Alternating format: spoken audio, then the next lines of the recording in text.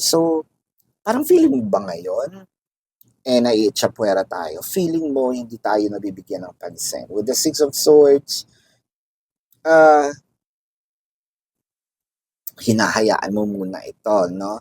Ayoko na munang magsalita, no? Ayoko na. Siguro, once na sabi ko, 2 beses siguro bitaw ako ng, ang tawag dito, tampo, no? Or nabanggit ko, pero hindi ko na inulit. With the Five of Pentacles and the Magician, so ito na nga, kasi kesa naman umalis ako, kesa mawala itong relasyon, no? Kesa wala akong makuhang sahod, um, I'm probably settling for, the least. Pero alam ko naman na hindi ito ganun tao, hindi sila ganun tao, the justice is there. Baka naman, kailangan ko rin, no? To show up, magpakita, no? With the Four of Rods, mapapasa akin din naman, no? Magkakabahay din naman kami, magkakasama din naman kami sa isang bahay, maaayos din naman ito, isang pamilya naman kami, no?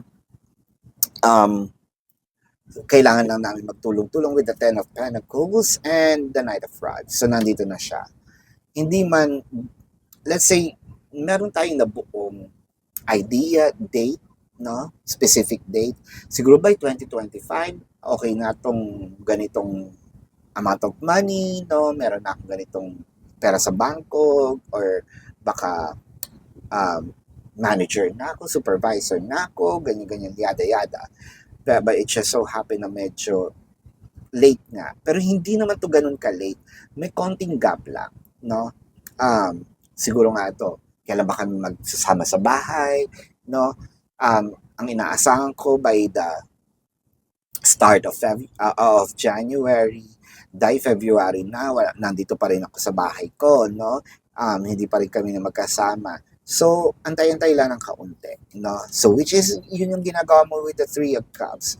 What I am seeing in here, siguro ito yung week. Kasi it's either by March to the third week of March. Ito na yung inaasahan mo. Kaya nga sabi ko very soon. It might be the week for this portal,